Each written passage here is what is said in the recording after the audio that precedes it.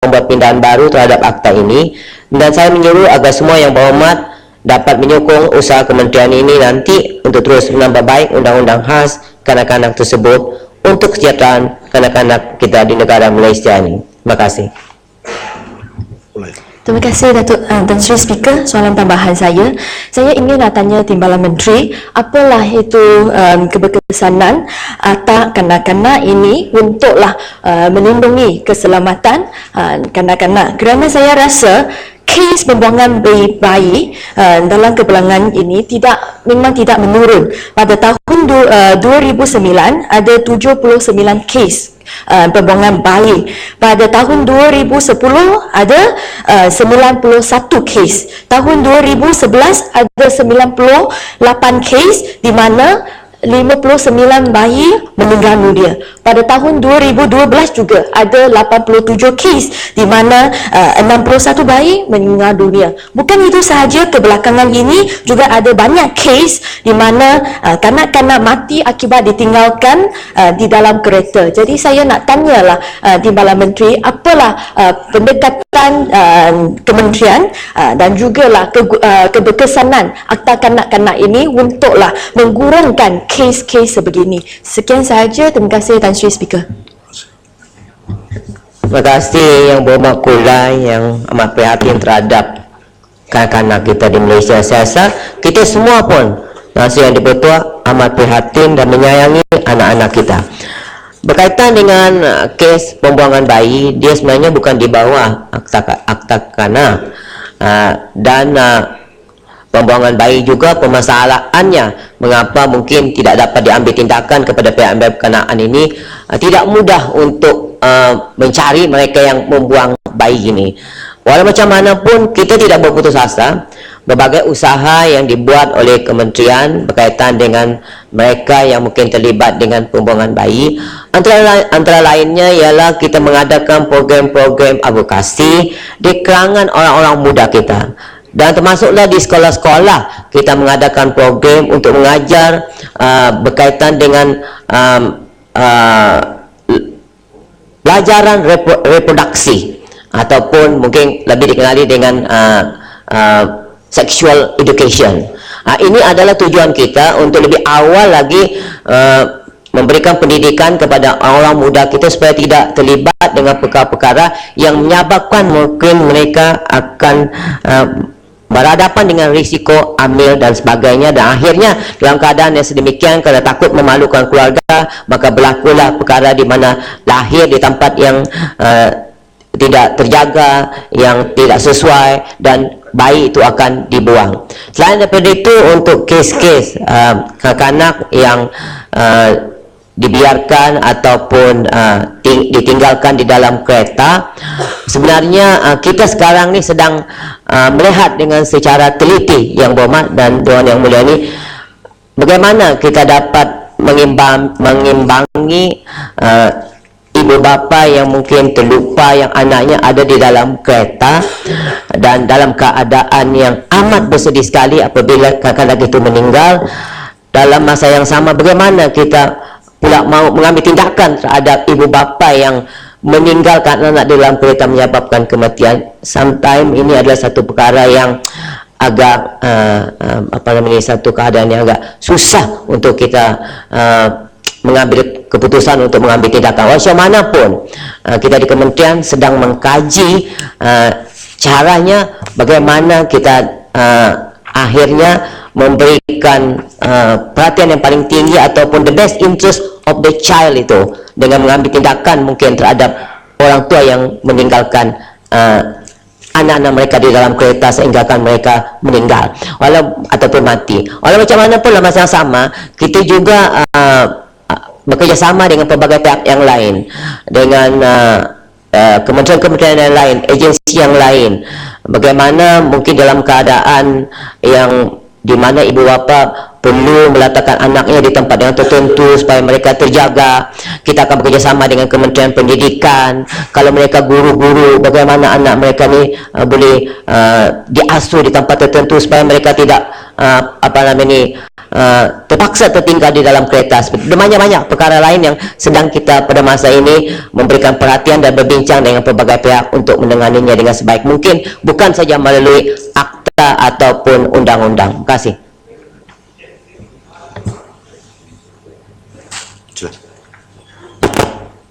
Terima kasih, Tan Sri Yang Ketua. Dasar Perlindungan Kanak-kanak merupakan satu dasar untuk melindungi kanak-kanak yang selaras dengan Konvensyen mengenai Hak Kanak-kanak CRC dan Akta Kanak-kanak 2001. Soalan saya, sejauh manakah dasar perlindungan kanak-kanak ini berjaya membendung masalah jenayah eksploitasi di negara kita ini? Kerana hari ini kita lihat kanak-kanak banyak digunakan. Contohnya yang kita nampak sekarang ni, kalau kita pergi bank, ada anak-anak tunggu kat luar minta duit. Di muka dia nampak ketakutan, dan juga bila dia kata dekat kita, "Assalamualaikum, saya anak yatim," kita jadi sebab dan rasa kasihan. Jadi adakah ini satu eksploitasi ataupun keadaan yang sebenarnya? Sejauh mana? Terima kasih. Terima kasih Yang Di-Pertua, dan terima kasih kepada Yang Berhormat daripada Rasarai. Untuk kes yang mengemis ni telah saya jawab sebelum ni di Dewan Yang Mulia ni. Memang itu adalah bila kita menggunakan kanak-kanak untuk mengemis, sama ada di hadapan bank kah, di R&R kah, atau di restoran kah, ini adalah satu kesalahan di bawah Akta Kanak-kanak. Di bawah Seksyen 32 itu memang tidak, memang satu kesalahan untuk memperalatkan kanak-kanak untuk mengemis. Dan di bawah seksyen itu ada hukuman yang telah ditentukan, yaitu boleh dihukum denda sehingga 5.000 ataupun dipenjara 2 tahun ataupun kedua-duanya sekali. Dan dalam hal ini saya juga telah berkata pada hari itu bahawa kalau kiranya yang melakukan ini adalah para ibu bapa, kita sudah bagi warning bahawa kita akan mengambil tindakan yang tegas terhadap mereka dalam perlakuan membenarkan anak-anak mereka yang mengemis. Tapi jika dia dilakukan oleh pihak sekolah-sekolah seperti sekolah tahfiz, madrasah dan sebagainya, kita telah meminta kerjasama dengan kerajaan negeri supaya sama-sama memantau aktiviti yang dilakukan oleh pihak sekolah-sekolah ini supaya mereka tidak menyalahgunakan pelajar mereka untuk menjadi pengemis. Dan sekiranya mereka melakukannya, maka tindakan patut diambil di bawah undang-undang negeri, undang-undang agama negeri, karena kuasa itu di bawah negeri. Selain daripada itu, kita juga bekerjasama dengan pihak PDRM dan lain-lain lagi untuk menengok kalau kes-kes yang mana memperalatkan mereka yang menggunakan sindiket itu, supaya ini dapat kita bentas dengan sebaik mungkin. Terima kasih atas semua. Isu penting, saya benarkan lagi satu soalan tambahan. Saya nampak rantau panjang dari tadi. Sila rantau panjang. Terima kasih Tuan Sri Ketua di atas keprihatinan isu berkaitan dengan wanita dan kanak-kanak. Tuan Ketua, saya ingin tanya sejauh mana pemantauan yang dibuat oleh pihak kementerian terhadap isu yang sangat membimbangkan ibu bapa hari ini, iaitu isu penderaan dan isu penculikan kanak-kanak, yang banyak kes berlaku dalam negara kita, yang pelbagai perkara yang menyayat hati yang kita dapati. Dan daripada kes-kes yang telah disenaraikan oleh pihak menteri tadi yang berkaitan dengan pendakwaan yang telah dibuat, sebenarnya apakah jenis kesalahan yang paling banyak didakwa? Minta penjelasan. Terima kasih sahabat saya daripada rantau panjang. Kita semua ni memang prihatin amat terhadap anak-anak, apatah lagi terhadap kaum wanita. Ya, berkaitan dengan pemantauan untuk kes-kes penderaan terhadap kanak-kanak, memang di bawah kementerian kita telah menubuhkan pelbagai badan jawatan kuasa di peringkat negeri, di peringkat nasional, di peringkat negeri, dan juga di peringkat daerah kita ada jawatan kuasa perlindungan kanak-kanak.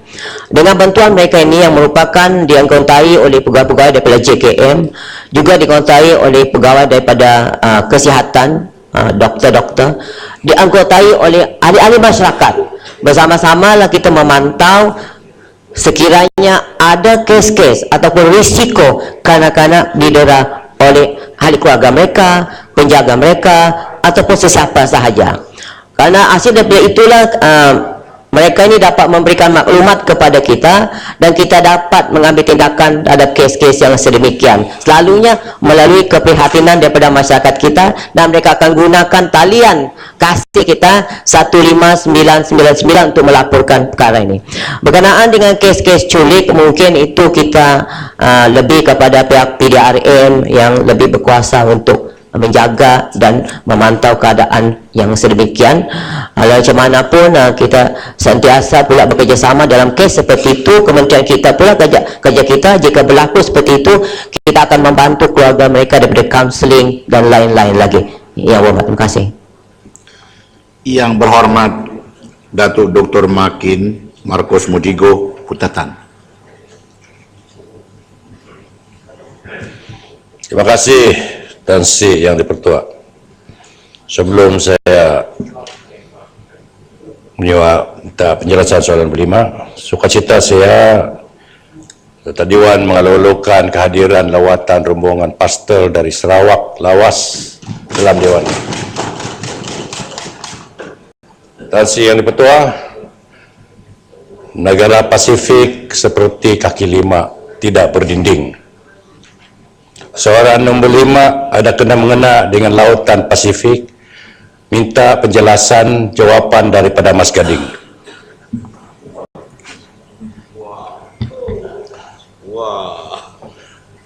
Selamat pagi. Terima kasih Tan Sri Yang Dipertua. Terima kasih sahabat saya YB yang berhormat Putatan atas soalan yang dikemukakan. Tan Sri Yang Dipertua, untuk makluman sehingga 31 Oktober 2015, jumlah bot menangkap ikan lautan dalam yang beroperasi dan aktif di negara kita ini adalah sebanyak 1.261 buah. Manakala bagi negeri Sabah, pengeluaran lesen laut adalah dikeluarkan oleh Pejabat Perikanan Negeri Sabah, di mana jumlah bilangan lesen laut dalam di negeri Sabah adalah sebanyak 51 buah lesen, ya. Jumlah keseluruhan syarikat bot laut dalam di Malaysia adalah sebanyak 226 buah. Sebanyak 171 buah syarikat adalah milik Bumiputra sepenuhnya, dan 55 buah syarikat selebihnya adalah milik bukan Bumiputra. Berdasarkan kepada rekod Jabatan Perikanan Malaysia, sebanyak 124 buah syarikat berpangkalan di Pantai Timur, Kelantan, Terengganu dan Pahang, manakala sebanyak 47 lagi buah syarikat berpangkalan di Sabah, Sarawak dan di Labuan. Sekian, terima kasih. Tatan. Terima kasih Tan Sri. Terima kasih jawapan yang ringkas daripada Menteri soal statistik yang diberikan tadi. Saya melihat Tan Sri bahawa pengusaha-pengusaha bot dalam ini, walaupun ia dilesenkan kepada rakyat Malaysia, tetapi realitinya Tan Sri tahu nih, kebanyakan pengusaha-pengusaha bot dalam ini adalah orang asing. Tidak satu saya nampak orang Malaysia yang beroperasi, terutama sekali daripada negeri Sabah. Dan pengusaha-pengusaha bot penangkapan ikan laut dalam ini telah menceroboh kawasan pantai, di mana para nelayan kecil di pantai-pantai itu, termasuklah Kota Belud, termasuk juga kawasan-kawasan Tan Sri, kawasan Putatan, dengan mata saya sendiri, habis menarik udang, korol-korol kerang-kerang di tepi pantai itu habis hancur oleh pengusaha-pengusaha ini. Jadi adakah pihak kementerian melihat di mana akta perikanan ini menguatkuasakan, dan berapa jumlah kes-kes tangkapan lesen-lesen yang dibatal, yang melanggari akta, yang menyalahgunakan, yang mengalibabakan lesen-lesen ini kepada rakyat asing. Dan soalan seterusnya, oleh kerana kita telah, negara kita telah memperkasakan 2-3 tahun yang lalu yang memperkasakan penangkapan ikan laut dalam. Saya melihat perkara ini terutama sekali Sabah adalah terletaknya di lautan Pasifik. Adakah kementerian tidak beroperasi di lautan Pasifik? Dan ada satu agreement persetujuan daripada negara-negara yang letak daripada Pacific Country yang mana Malaysia tidak pun tahu atas agreement. Dan kenapa? Kita kalau masuk perairan Indonesia kita ditangkap. Ini soal penting ni pada rakyat Bintulu. Bintulu tak tahu ni. Tadi itu arah fikir itu ditunda kepada soalan benar nanti. Ya, ini soal penting. Sebab kita mau juga beroperasi di lautan Pasifik di mana terdapat penangkapan ikan tu begitu luas. Kita tidak mau terikat di pada lautan mungkin bercelar. Ya. Lautan di lautan India saja. Kita mau juga di kawasan luas sanksi. Itu minta penjelasan daripada sahabat saya Mas Gading.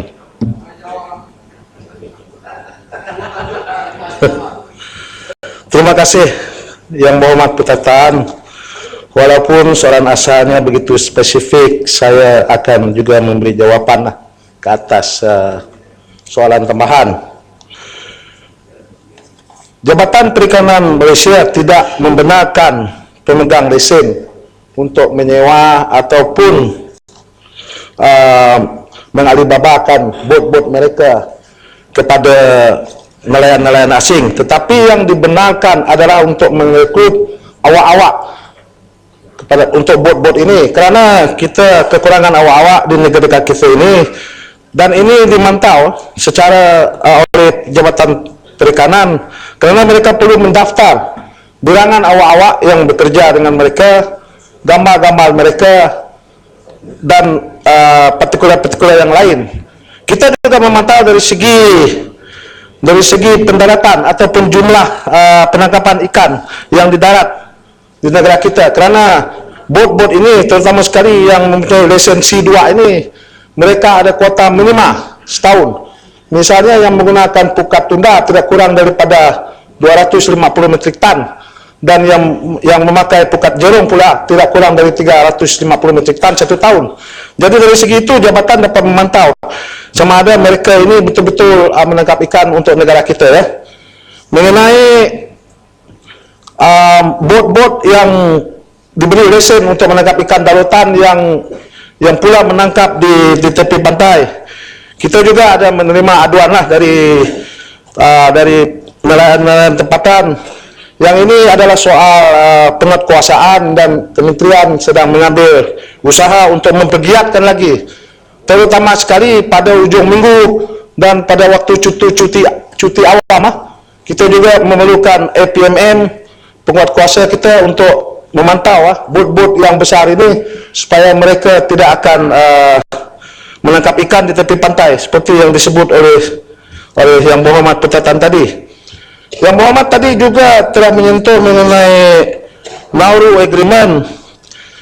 Dengan izin Tan Sri Yang Speaker, perjanjian ini adalah satu sub-regional agreement di antara negara-negara di Pasifik, di lautan Pasifik, yang menyenaraikan syarat-syarat untuk menangkap ikan tuna di lautan Pasifik.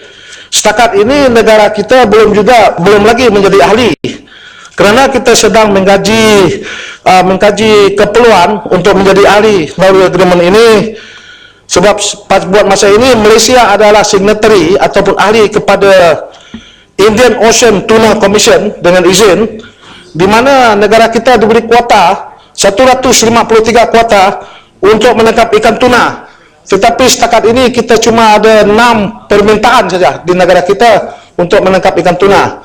Jadi yang sub-regional agreement ini kita akan mengkaji, dan kalau perlu nanti kita bolehlah jadi signatory kepada agreement itu. Sekian, terima kasih. Boas. Terima kasih Tan Sri Yang Di-Pertua. Soalan tambahan saya ialah sama ada keputusan kerajaan untuk melarang semua pukat tunda daripada beroperasi pada tahun depan di dalam lingkungan 8 nautical mile, itu keputusan muktamad dan tidak akan diubah. Sungguh pun sudah berkali-kali dinyatakan penguatkuasaan